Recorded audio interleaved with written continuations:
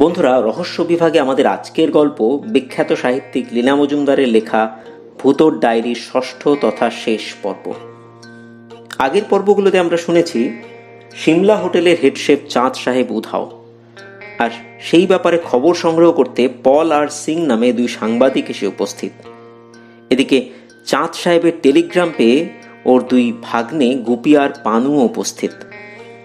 ভূত আর চ্যাংয়ের সঙ্গে কথা বলে চাঁদ সাহেবের কথার সূত্র ধরে ওরা সবাই মিলে পাহাড়ের ভেতরের সুড়ঙ্গের সন্ধানে বেরিয়ে পড়ল। বোঝা গেল চ্যাং সেই সুড়ঙ্গের পথ অনেকটাই চেনে, আর পথে ওদের কেউ বিষ মাখানো ভুট্টা খাইয়ে সরাবার চেষ্টা করলো। অবশেষে ওরা সেই সুড়ঙ্গ খুঁজে পেল এবং গুপি পানুর বুদ্ধিতে ওর ভেতরে ঢুকে চাঁদ সাহেবেরও সন্ধান পেল।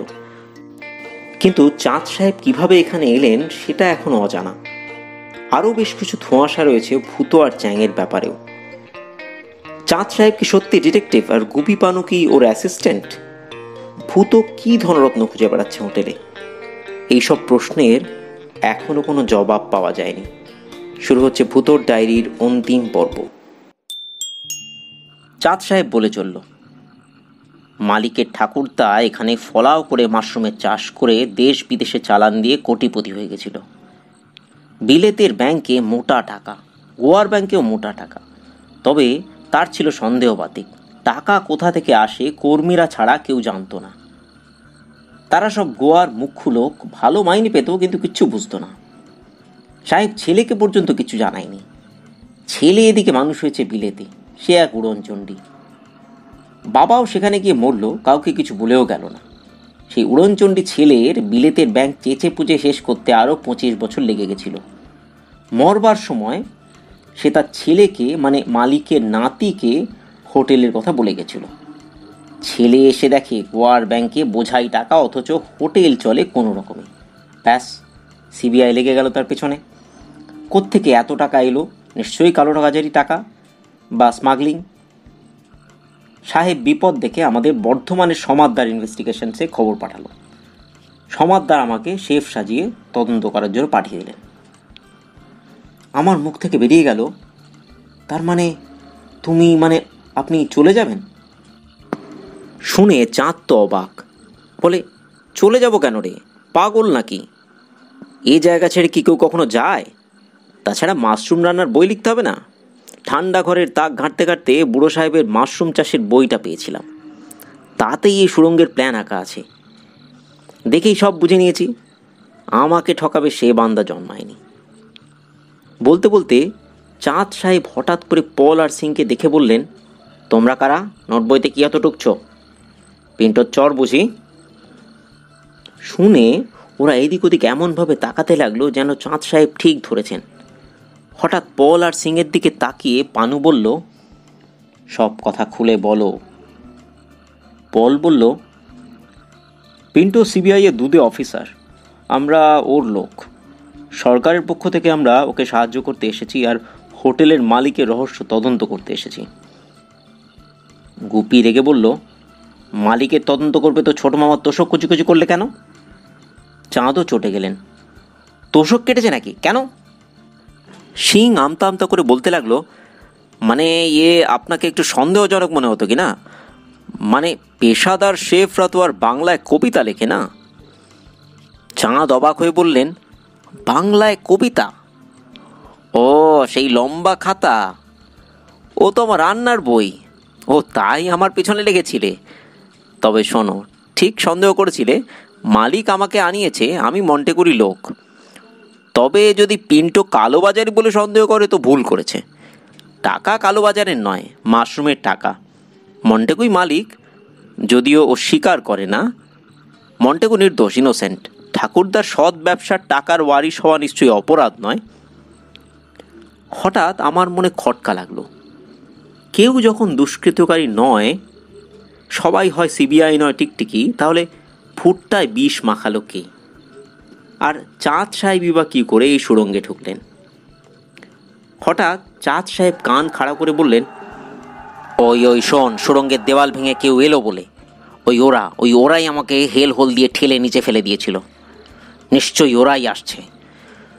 দূরে কুকুরটা ডেকে উঠল, চাঁদ সাহেব বললেন, ওই দেখ, কুকুরটা ওদের জানান দিচ্ছে, ও তো ওদেরই কুকুর। পানু বলল, ছোট মামা, লুকাবার কোনো পথ থাকলে তাড়াতাড়ি বলো। ছোট মামা হঠাৎ খুশি হয়ে বললেন, ওই পাশের গলি দিয়ে আরও খানিকটা গেলেই মনে হয় একটা বেরোবার পথ আছে। মাশরুম চাষের বইয়ের পিছনের মলাটে আঁকা একটা ম্যাপ দেখে তো তাই মনে হয়েছিল। বাস্তবিক দূরে এমন একটা হইহট্টগোল শুরু হলো যে কি আর বলবো, আমরা সবাই ভ্যাবাচাকা খেয়ে গেলাম। খালি চাঁদ সাহেব বুপি আর পানুর কাঁধে ভর দিয়ে উঠে বললেন, প্রতিবার ডাইনে মোড় নিতে হবে, এটা মনে আছে, বলেই রওনা হয়ে গেল। কবার মোড় নিলাম মনে নেই, 12-10 হবে। কোথাও অন্ধকার, কোথাও পাথরের গায়ে ব্যাঙের ছাতা থেকে জোনাকি পোকার মতো আলো বেরোচ্ছে। তাছাড়া সবসময় আমাদের হাতের মশালের আলো তো আছেই। হঠাৎ পথটা ফুরিয়ে গেল।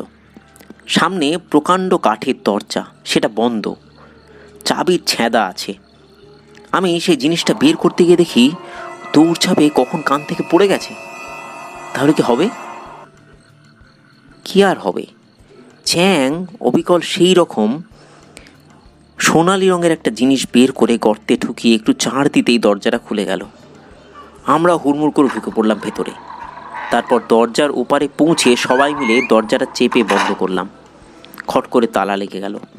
লক্ষ্য করলাম এদিকেও কয়েক গোছা মাশরুমের তলায় ঠিক ওই রকমই একটা খুদে ছেঁদা। তারপর চারদিকে চেয়ে আরও বেশি অবাক হলাম। খালি চাঁদ সাহেব দাঁড়িয়ে দাঁড়িয়ে এদিক ওদিক দেখতে লাগলেন। কারও মুখে কোনো কথা নেই। এটা যে আমাদের বড় চেনা জায়গা। এই তো প্রাকৃতিক 10টা ঠান্ডা ঘরের সারি, থাকে থাকে খাবার জিনিস, মাথার ওপর বিজলি বাতি জ্বলছে। তার মানে পাহাড় ফুঁড়ে আমরা হোটেলের ঠান্ডা ঘরে পৌঁছে গেছি। আর কোনো ভয় নেই।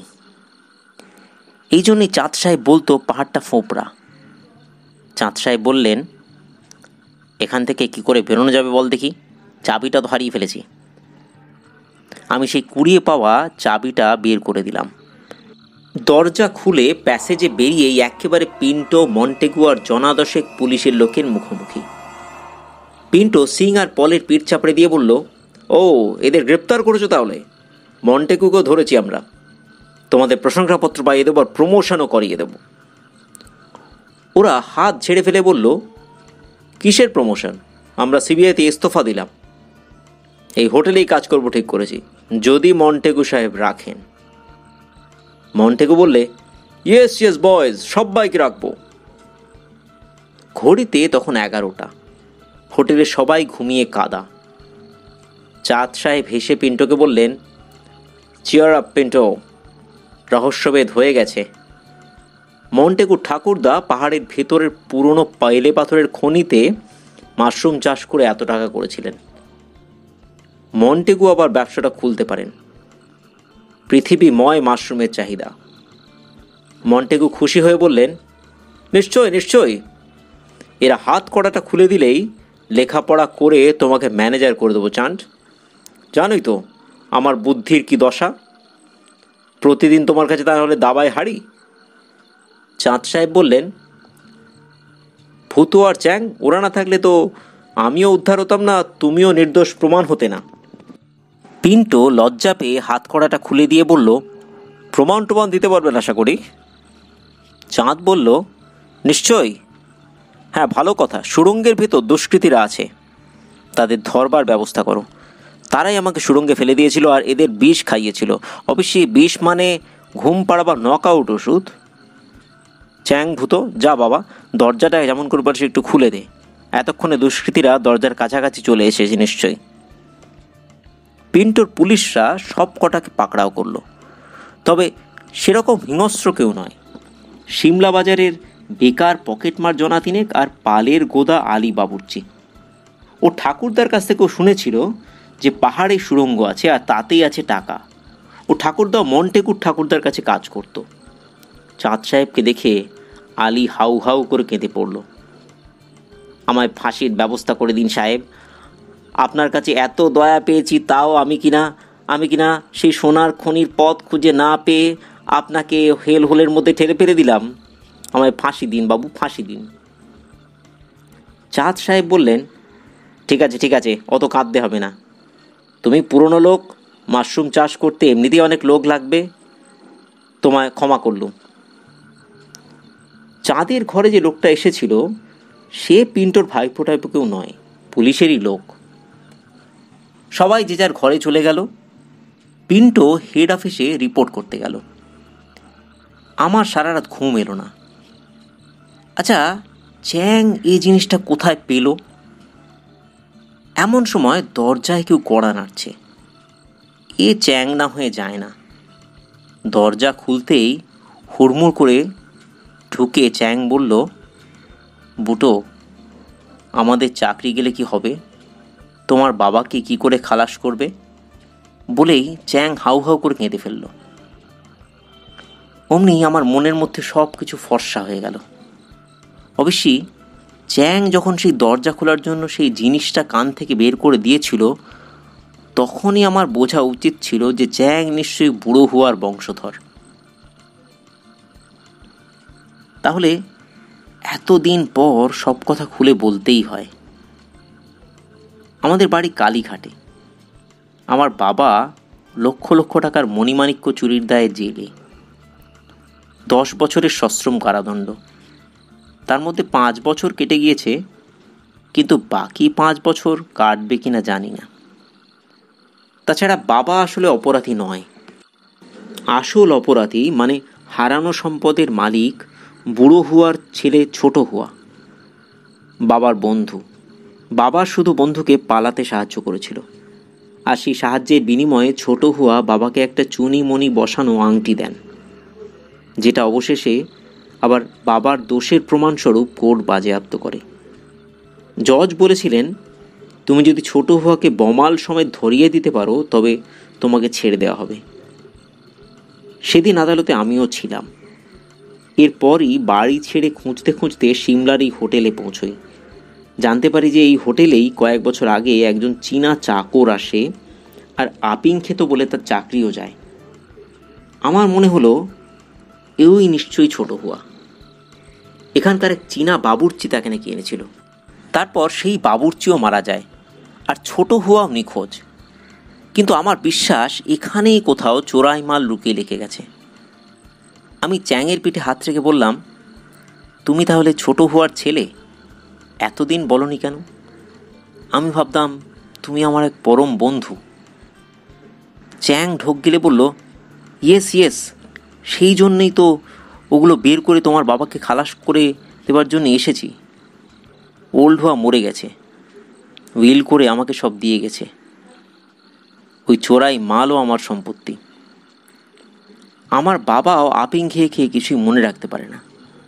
বিছানায় শুয়ে থাকে আর খালি বলে, ওই সম্পত্তি সব তোর, খুঁজে বের কর আর আমার বন্ধু বেচারাকে ছাড়িয়ে আন।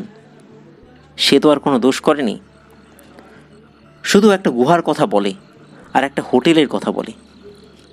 আমার ওই জিনিসটা দিয়ে হেন তালা নিয়ে যা খুলিনি, ওটা আমার হাতে থেকে চমকে যাওনি? আমি বললাম, বেজায় চমকে গিয়েছিলাম। চ্যাং বলল, দেখো, মা কইলুন ঠিক পাইয়ে দেবেন। বাবার কাছে ওই একটা জিনিসই পেয়েছি, কিন্তু ওর দাম টাকার উপরে। উঠে পড়লাম দুজনে। আলী নেই, পিন্টো নেই, কিন্তু হোটেলের বোর্ডাররা ঘুম থেকে উঠে চা চাইবে।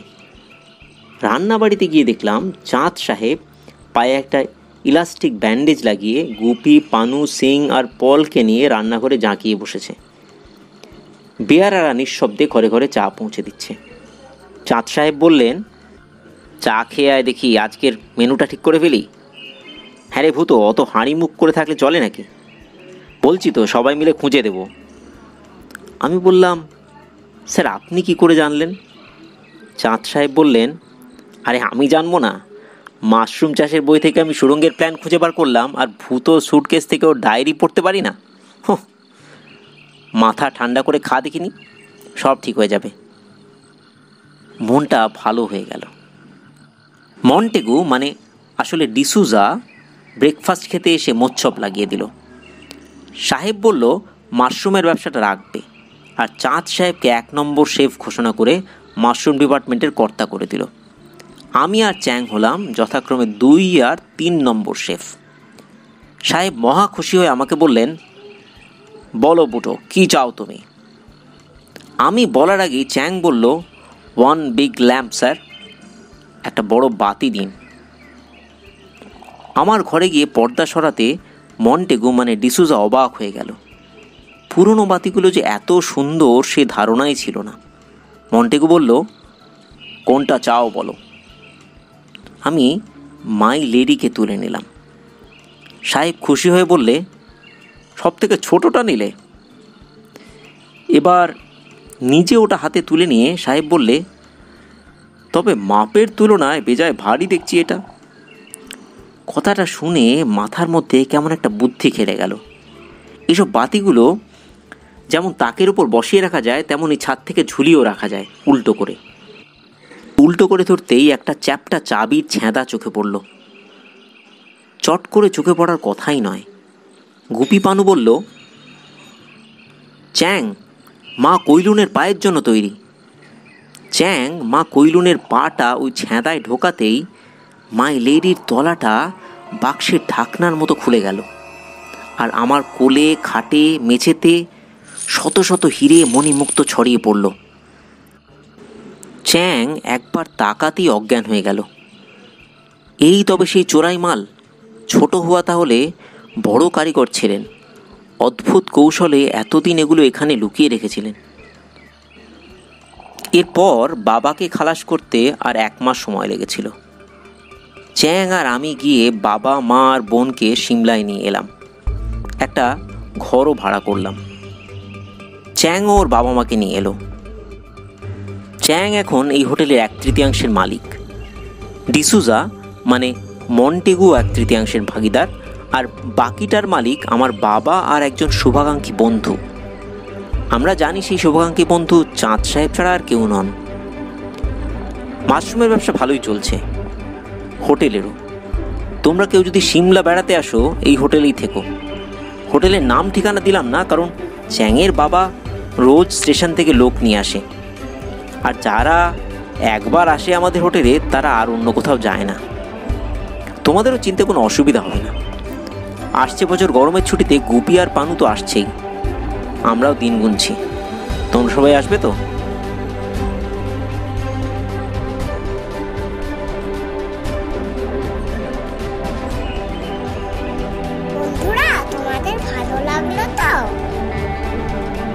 বন্ধুরা, আমাদের এই উপস্থাপনা ভালো লাগলে অবশ্যই সাবস্ক্রাইব বাটনে ক্লিক করো আর বেল আইকন প্রেস করো।